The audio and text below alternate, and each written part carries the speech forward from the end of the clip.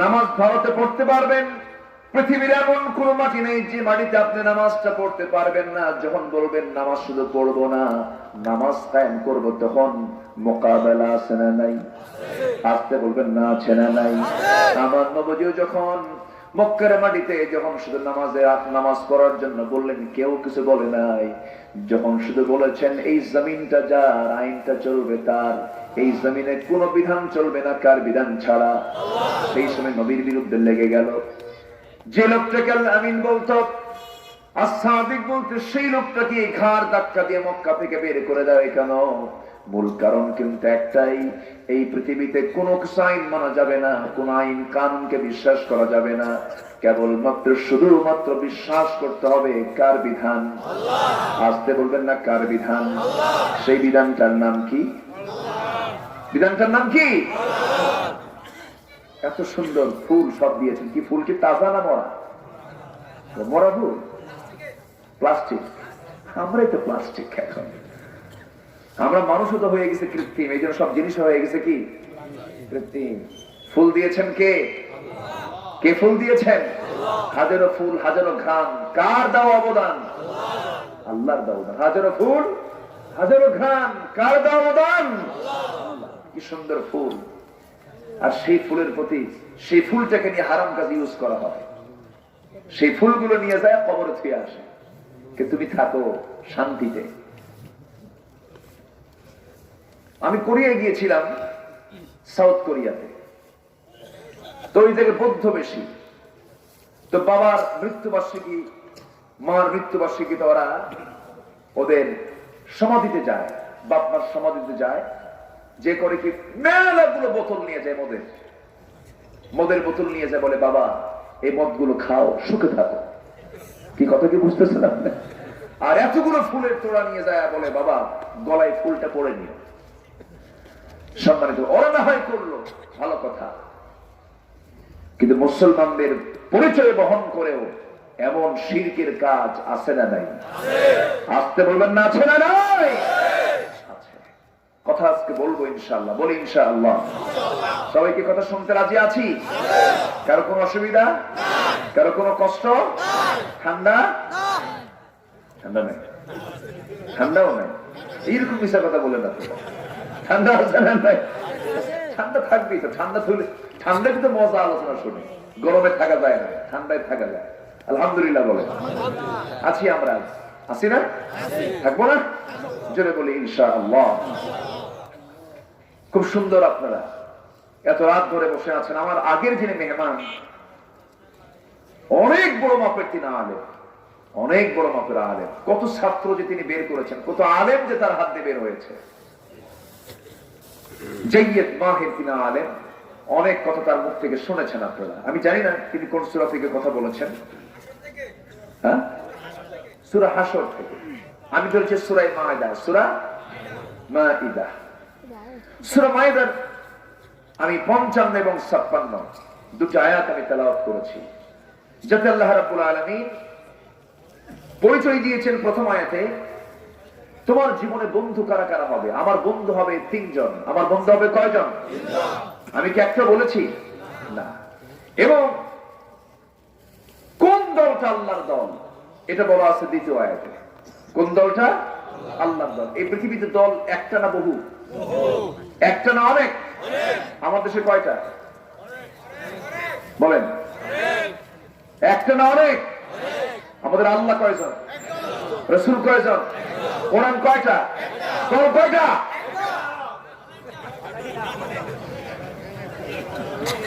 তাহলে আল্লাহ এক, রাসূল এক, কোরআন এক, দল একটা। তার নাম হলো ইসলাম। তার নাম কি? ইসলাম ছাড়া সব অচল। ইসলাম ছাড়া সব কি? অচল। এখন বুঝে নেন, আমি তো সব মাইনাস করে দিলাম।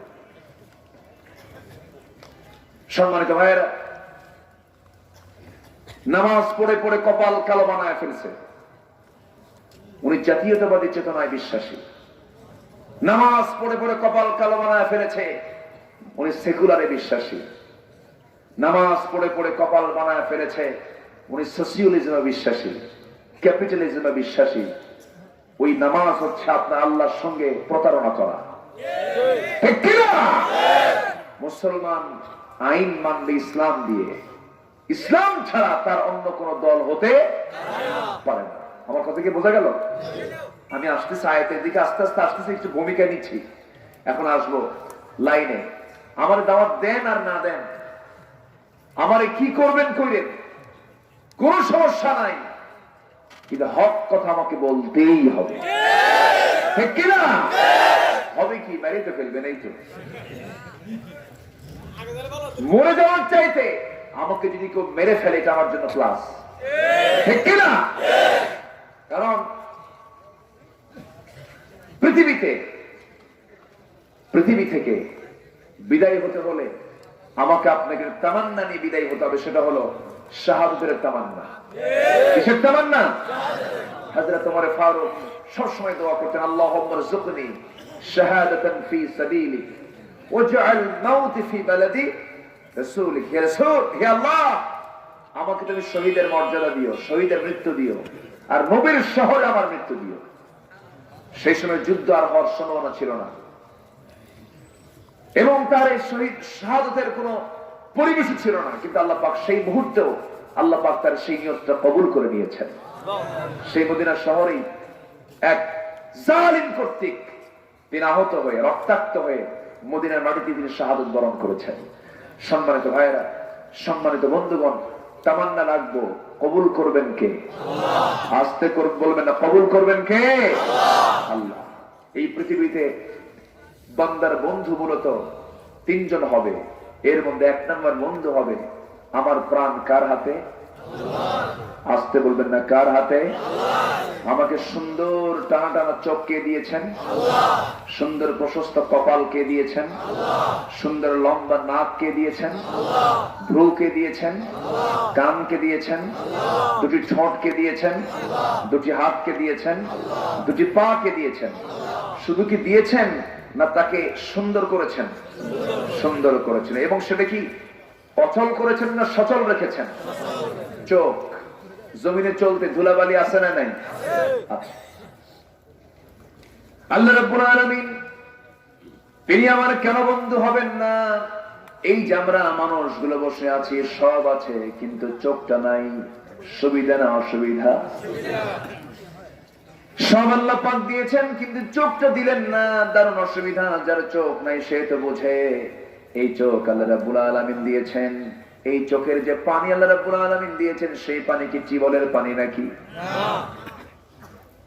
টিউবওয়েলের পানি না, সাধারণ কোন পানি নয়। উইলিয়াম ফ্রে নামে একজন বিজ্ঞানী চোখের পানি নিয়ে রিসার্চ করেছেন, দীর্ঘ 15 বছর গবেষণা করেছেন।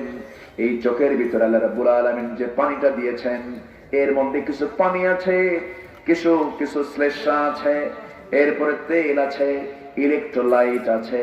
এই সবগুলোর সংমিশ্রণে একটা জটিল একটা মিশ্রণ দিয়েছেন এই চোখের মধ্যে যে পানিটা দিয়েছেন। এই পানিটা যদি সিম্পল পানি হয়ে যেত, -ডিগ্রি তাপমাত্রায় চোখের ভিতরে পানিগুলো বরফ হয়ে যেত, চোখ নষ্ট হয়ে যেত। আবার যদি তেলের মতো হতো, উল্টা চোখের মধ্যে ময়লা ঢুকে জমা হয়ে যেত, জাম লেগে যেত। তেলের মতো দিলেন না, পানির মতো বানালেন না, একটা ইলেকট্রোলাইটের মধ্য দিয়ে জটিল মিশ্রণ করে দিলেন। বান্দা যেদিন জন্ম নিয়েছে মৃত্যুর দিন পর্যন্ত এই চোখের পানি আল্লাহ রাব্বুল আলামিন স্বাভাবিকভাবে রেখে দিয়েছেন, যেন বান্দার চলতে ফিরতে যেন বান্দার বিন্দু পরিমাণ কষ্ট না হয়। একটু আস্তে করুন সুবহানাল্লাহ, আরো জোরে বলি সুবহানাল্লাহ। চোখের কর্নিয়া আছে না নাই? এই চোখের কর্নিয়া নষ্ট হয়ে যেত, এই পানিটা যদি না থাকতো চোখটা অচল হয়ে যেত। সামান্য এক চোখের কথা বললাম এতক্ষণ ধরে। কানের দিকে যান, প্রতিটি কানের মধ্যে 1 লক্ষ শ্রবণ কোষ, 1 লক্ষ শ্রবণ কোষ, 2 লক্ষ শ্রবণ কোষ দিয়েছেন কানের ভিতরে। আস্তে বললে আস্তে শোনা যায়, ফিস ফিস করে বললে ফিস ফিস করে শোনা যায়, কানে কানে বললে কানে কানে শোনা যায়, আস্তে শোনা যায়, আবার চিৎকার করে শোনা যায়। এই শ্রবণ কোষ যদি না থাকতো পৃথিবীর সকল সাউন্ড তার কাছে সমান লেগে যেত, অসুবিধা হয়ে যেত। আমার এই চোখের ভিতরে হাজারো রং দিয়েছেন, কালোকে কালো দেখি, সাদাকে সাদা দেখি। নীলকে নীল দেখি, সুন্দরকে সুন্দর দেখা যায়, অসুন্দরকে অসুন্দর দেখা যায়, কালোকে কালো দেখা যায়। যদি এমনটা হয়ে যেত হঠাৎ করে চোখ অন্যরকম হয়ে গেছে, লালকে লাল না দেখি, সাদাকে সাদা না দেখি, কালো দেখতেছে, কালোকে সাদা দেখতেছে, সবার বাড়ির সাদা বউগুলো কালো হয়ে যেত, ঠিক কিনা? অসুবিধা হয়ে যেত। আল্লাহ রাব্বুল আলামিন বান্দাকে বলছেন, বান্দারে এত কিছু আমি তোকে দিয়ে দিয়েছি বান্দা, তোর বন্ধু তো অন্য কেউ হবে না, তোর জীবনের চরম পরম বন্ধু হবে একমাত্র কে? আল্লাহ রাব্বুল আলামিন সুন্দর করে বলছেন, ইন্নামা ওয়ালিয়ুকুমুল্লাহু ওয়া রাসূলুহু والذين آمنوا الذين يقيمون الصلاة ويؤتون الزكاة وهم راكعون ومن يتول الله ورسوله والذين آمنوا فإن حزب الله هم الغالبون জোরে বলি আল্লাহু আকবার। আমার ভাইরা, আল্লাহ রাব্বুল আলামিন বলছেন, ও বান্দা, তোমার জীবনের এক নম্বর বন্ধু হবে আল্লাহ। আমি তোমার চরম পরম বন্ধু।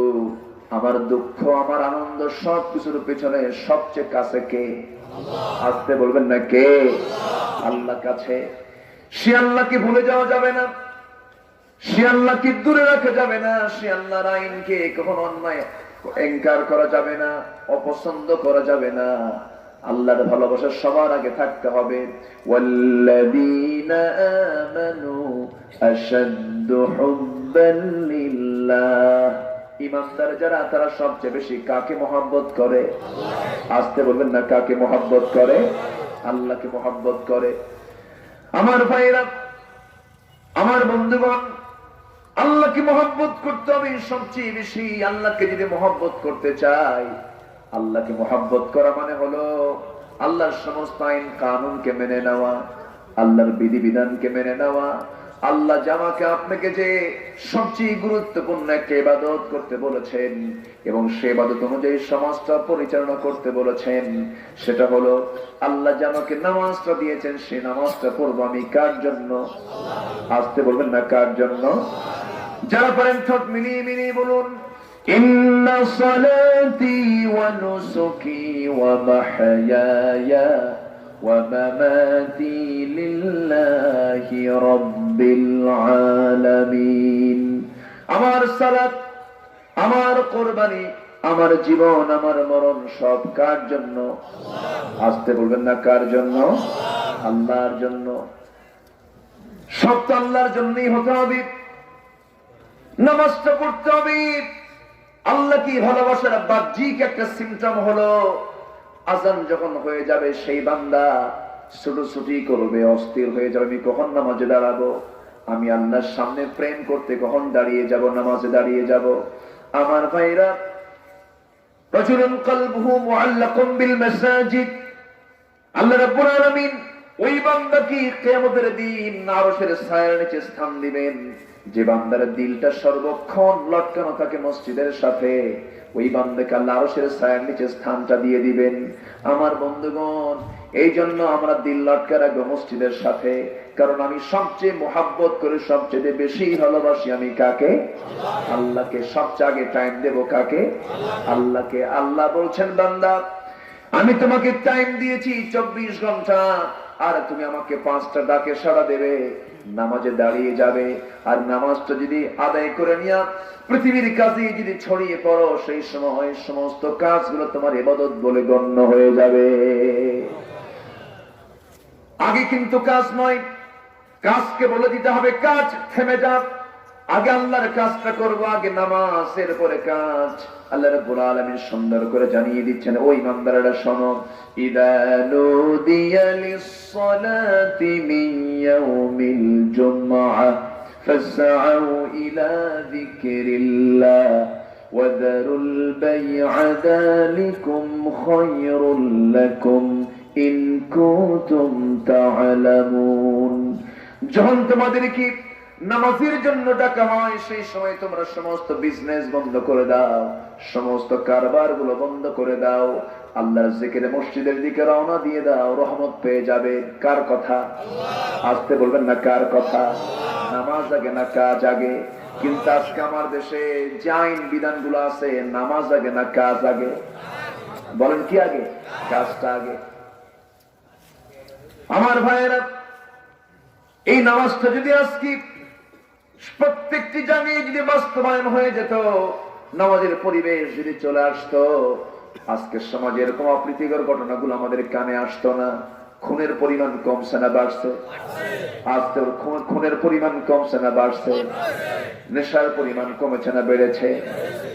হ্যাঁ, কমছে না বাড়ছে? নেশার পরিমাণ বেড়েছে, খুনের পরিমাণ বেড়েছে, অসামাজিক কাজগুলোর পরিমাণ বেড়ে গেছে, জেনা বেড়েছে। আমার বন্ধুগণ, এরকম নামাজ শুধু আদায়ের মধ্য দিয়ে জেনা বন্ধ হবে না, শুধু নামাজ আদায়ের পরিবেশ দিয়ে জেনা বন্ধ হবে না। জেনা বন্ধ করার জন্য নামাজ আদায়ের পাশাপাশি নামাজ রাষ্ট্রীয় পর্যায়ে কায়েমের ব্যবস্থা নিতে হবে। আজকে আনুষ্কা বিহানের অপ্রীতিকর কথাগুলো আমাদের কানে আসে। আনুষ্কা বিহানের স্বল্প সময়ে এই মেয়েটার জীবন কেন দিতে হলো? সে মেয়েটা মরে গেল। মেয়েরও দোষ, অবশ্যই সে দোষী, কিন্তু ওই মেয়েটার জীবন এই অকালে ঝরে গেল। কেন গেল? কি জন্য গেল? এগুলো নিয়ে চিন্তা করার দরকার আছে না নাই? যারা চিন্তা করে আমরা তাদেরকে বলি বুদ্ধিজীবী, কিন্তু আমার দেশে মৎস্যজীবী মাছ বেঁচে খায়, আর আমার দেশের বুদ্ধিজীবী বুদ্ধি বেঁচে খায়। ঠিক কিনা? আজকে যদি সুন্দর চিন্তার সমন্বয় নিয়ে কেন ধর্ষণ হচ্ছে, কেন বিপদগামী হচ্ছে মেয়েরা, এটাকে খুঁজে অনুসন্ধান করে কোরআনটাকে রিসার্চ করে যদি সমাজ সংশোধনের মানসিক একটি প্রস্তুতি নিত, আজকে বারবার এই জাতীয় ধর্ষণের কথা আমাদের কানে আসতো না। কত নিউজ এক বছরে আমরা দেখতে পেলাম। নুসরাতকে পুড়ে মারা হলো, খাদিজাকে কমানো হলো, তনুকে হত্যা করা হলো, এরপর আনুষ্কার মৃত্যু হলো। মা বলে মেয়ে হত্যার বিচার চাই। তুমি কেমন মা? তুমি কোন আদর্শে তোমার সন্তানকে তুমি বড় করেছ? তোমার মেয়ে ৬টা ছেলের সামনে গ্রুপ স্টাডি করে, একটা মহিলা সেখানে নাই। নারীর গায়ে যদি পর্দা তুলে দেওয়া হতো, আজকে এরকম চিত্র আমার আপনার চোখের সামনে দেখা লাগতো না। নামাজের চিত্র কি সমাজে আছে? নামাজের চিত্র কি সমাজে আছে? নামাজের চিত্র আজকে সমাজে নাই। একটা নারী ওপেন অর্ধলগ্ন পোশাক পরে সামনে ঘুরতেছে, আমরা চুপ করে চেয়ে থাকি। আমাদের দায়িত্ব আছে না নাই? আসতে বলবেন না, আছে না নাই? আছে। আল্লাহ পাক আমাকে আপনাকে বানিয়েছেন চুপ থাকার জন্য নয়। আল্লাহ পাক আমাকে আপনাকে বানিয়েছেন সৎ কাজের আদেশ দেওয়া, অসৎ কাজের বাধা দেওয়ার জন্য। এই কাজ আমাকে আপনাকে করতে হবে। তবে সবার আগে আমরা বন্ধু বানাবো কাকে? নামাজ বাদ দিয়া? নামাজ বাদ দিয়া না নামাজ পড়তে হবে? কয় ওয়াক্ত নামাজ? আসতে বলবেন না, কয় ওয়াক্ত নামাজ? 5 ওয়াক্ত নামাজ। আমার দেশে নামাজি বেশি না মুসলমান বেশি? হ্যাঁ, নামাজি বেশি না মুসলমান বেশি? তাহলে ভালো, মুসলমান বেশি আছে, নামাজি হওয়ার কি দরকার নাকি?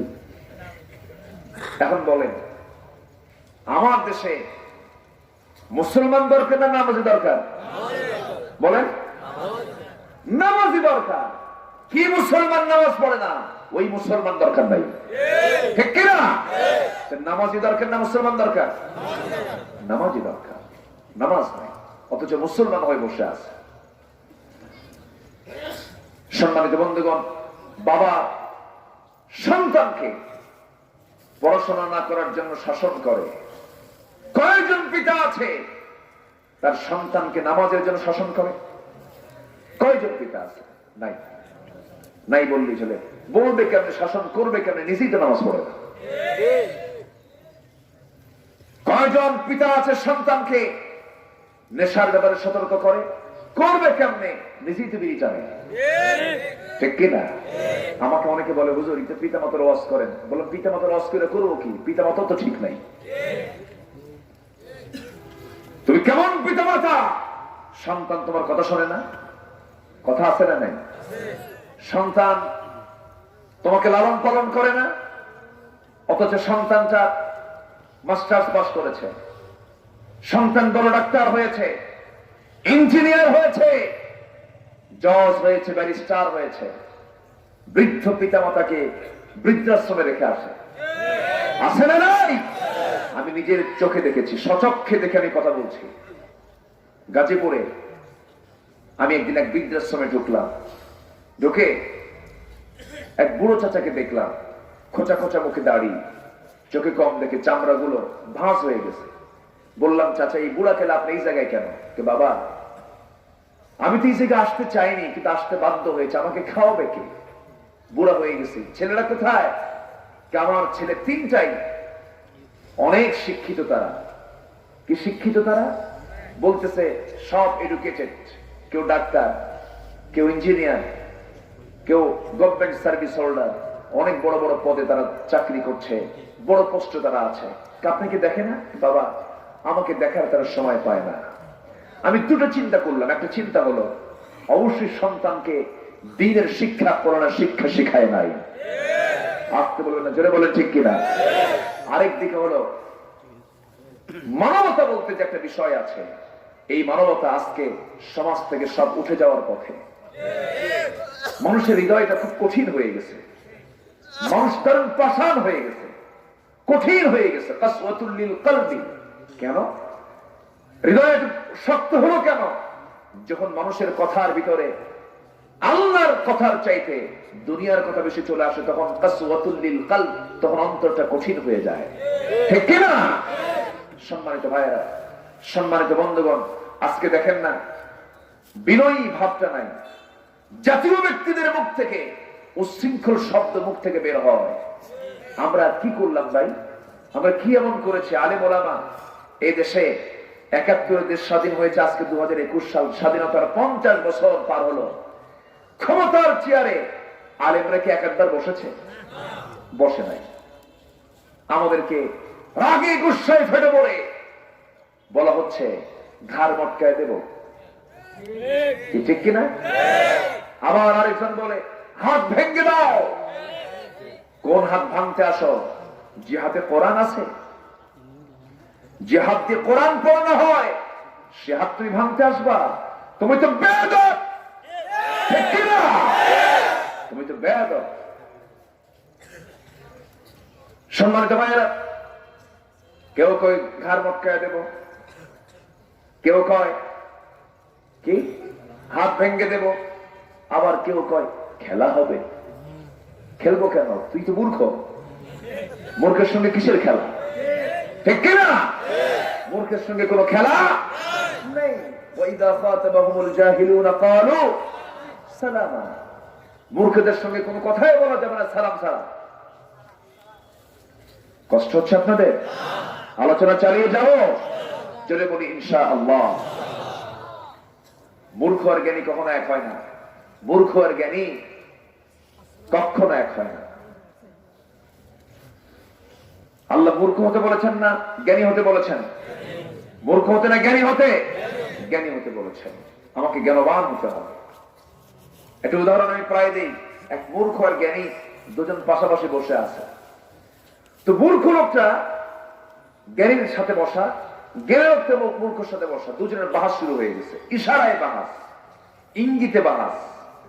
শিক্ষিত লোকটা, জ্ঞানী লোকটা মূর্খের সামনে একটা নখ উঁচু করেছে, মূর্খ সঙ্গে সঙ্গে 2 নখ উঁচু করছে। শিক্ষিত লোকটা হাতে 5টা আঙ্গুলি মূর্খের সামনে উঁচু করেছে, মূর্খ লোকটা সঙ্গে সঙ্গে মুষ্টি পাকাইয়া শিক্ষিতের নাকের ডগায় নিয়ে আসছে। শিক্ষিত লোকটা তার ব্যাগের ভিতর থেকে একটা ডিম বের করে সামনে রাখছে, মূর্খ লোকটা তার ব্যাগের ভিতর থেকে একটা পেঁয়াজ বের করে সামনে রাখছে। মূর্খকে বলা হলো, শিক্ষিতকে বলা হলো যে আপনার সঙ্গে বাহাস করে কি বুঝলেন? জ্ঞানী লোকটা বলতেছে, আমি আর কি জ্ঞানী, আমার চেয়ে বড় জ্ঞানী এই লোকটা। কেন? আমি যখন একটা নখ উঁচু করেছি, বুঝিয়েছি একমাত্র ইলাহ এক, কে? আল্লাহ। আল্লাহ ছাড়া কোনো ইলাহা নাই। সে 2 আঙ্গুল উঁচু করে বুঝায় দিল ইলাহা মাত্র একজনই হবে, 2 জন ইলাহ কখনো হতে পারে না। সে আমার উত্তরকে মজবুত করে দিয়েছে। আমি যখন 5 আঙ্গুল উঁচু করে বুঝালাম বুনিয়াল ইসলাম আলা খামসিন, ইসলামের বেনা হলো 5টি, সে আমার সামনে মুষ্টি পাকায় নাকের ডগায় এনে বুঝাচ্ছে 5টার বেশি যে 6টা বলবে তার ঘুষি মেরে নাক সোজা করে দেওয়া হবে। এটা হলো শিক্ষিতের চিন্তা। এরপর আমি যখন তার সামনে একটা ডিম বের করে সামনে রাখলাম, বুঝালাম পৃথিবী ডিমের মতো গোলাকার, সে আমাকে আবার পেঁয়াজ বের করে বুঝাই দিল পৃথিবী শুধু ডিমের মতো নয়, পেঁয়াজের মতো 7টা আসমান জমিনকে পেঁয়াজের মতো স্তরে স্তরে আল্লাহ পাক পৃথিবী থেকে বানিয়েছেন। এখন মূর্খকে বলা হলো তুমি কি বুঝলা? মূর্খ বলে বুঝলাম এটাই, সে যখন আমার সামনে 1 আঙ্গুল উঁচু করেছে ভাবছি সে আমার 100 কানা করবে। বোঝেন নাই? আমি 2 আঙ্গুল উঁচু করে বুঝলাম তুই তো আমার 100 কানা করবি, আমার তো 1.5 বাটির একখান থাকবে আর তোর চৌকি থাকবে না, যা। সে যখন আমার সামনে 5 আঙ্গুল উঁচু করেছে ভাবছি সে আমাকে থাপ্পড় মারবে। আমি মুষ্টি পাকায় নাকের ডগা নিয়ে বললাম তুই তো আমার থাপ্পড় মারবি, তোর নাকে আমি আউট করে দেবো। সে যখন আমার সামনে ডিম বের করলো আমার সামনে, আমাকে অপমান বোধ হলো, আমাকে সে অপমান করতেছে। সঙ্গে সঙ্গে আমি আমার ব্যাগ থেকে পেঁয়াজ বের করে বুঝাই দিলাম তোর ওই ডিমটারে আমার এই পেঁয়াজ দিয়ে ভাইজে বুঝে খায় শেষ করে দেবো। কি কথা কি বুঝতেছেন আপনি? তাহলে মূর্খের চিন্তা আর জ্ঞানের চিন্তা কি কখনো সমান হতে পারে? আসতে বলবেন না পারে। মূর্খের জন্য জান্নাত নাই, বেয়াদবের জন্য জান্নাত নাই। সম্মানিত ভাইয়েরা, সম্মানিত বন্ধুগণ, আমরা আল্লাহর সৃষ্টি হয়ে, পৃথিবীর সেরা সৃষ্টি হয়ে দুনিয়াতে এসেছি। আমাকে আগে পড়তে হবে, আগে বুঝতে হবে, আগে শিখতে হবে, ঠিক কিনা? সেই শিক্ষা কিসের শিক্ষা? আসতে বলবেন না কিসের শিক্ষা? কোরআনের শিক্ষা। আমার ভাইরা, স্ত্রীর সঙ্গে খারাপ আচরণ করে, কেন করে? নৈতিক জ্ঞান নাই। আমি আমার স্ত্রীর সঙ্গে যে আচরণটা করছি ভাবতে হবে আমার মেয়ে যখন আমার জামাইয়ের হাতে পড়বে, মেয়ের বাপ একদিন জামাই হবে না, নাকি শ্বশুর হবে না? জামাইয়ের হাতে পড়ার পর ভাবতে হবে আজকে আমি আমার স্ত্রীর সঙ্গে যে আচরণ করছি, আমার মেয়ে একদিন স্ত্রী হয়ে আরেকজনের কাছে যাবে। আমি যে আচরণটা করছি এই আচরণ কি আমার মেয়ের সঙ্গে করলে আমি কি সন্তুষ্ট থাকতে পারবো? এই চিন্তা মাথায় আসলে স্ত্রীর সঙ্গে অসৎ আচরণ হবে? আসতে বলবেন না হবে? হবে না। সন্তান বাবার সঙ্গে খারাপ আচরণ করে, সে সন্তান যদি চিন্তা করে আমি একদিন সন্তানের বাপ হব, আমার সন্তান যদি আমার মতো আমার সঙ্গে এরকম আচরণ করে আমার তো কষ্ট হবে, ওই সন্তান কি বাপ মার সঙ্গে এরকম আচরণ করতে পারবে? পারবে না। এই শিক্ষা কোরআনে আছে না নাই? আসতে বলবেন না আছে না নাই? এই জন্য আমরা শিখবো সবার আগে, আর বুঝতে হবে আমার আপনার জীবনের জন্য সবচেয়ে চরম পরম বন্ধুকে। আসতে বলবেন না তিনি কে? আল্লাহকে ছাড়া যাবে না। আল্লাহকে না ছাড়া মানে আল্লাহর বিধিবিধান কি কখনো ডিসলাইক করা যাবে না। আল্লাহ যা বলেছেন তাই মেনে নিতে হবে। তবে সবচেয়ে বড় কাজ হলো আজান যখন হয়ে যাবে, আজান শোনার সঙ্গে সঙ্গে যখন কোনো বান্দা 2 হাত ধৌত করে, হাতের সগরা গুনাহগুলো মাফ হয়ে যায়। মুখমণ্ডল যখন মসে করে, মুখমণ্ডল যখন ধৌত করে মুখের সগরা গুনাহগুলো মাফ হয়ে যায়। মাথা যখন মসে করে মাথার সগরা গুনাহগুলো মাফ হয়ে যায়। বান্দা 2 হাত যখন 2 পা যখন ধৌত করে 2 পায়ের সগরা গুনাহগুলো মাফ হয়ে যায়। বান্দা যখন হেঁটে হেঁটে মসজিদের দিকে রওনা দিয়ে দেয়, প্রত্যেকটা কদমে কদমে 10টা করে নেকি তার আমলনামায় লেখা হয়ে যায়। বান্দা যখন নামাজে দাঁড়ায়, আল্লাহ বান্দার সামনে দাঁড়িয়ে যান।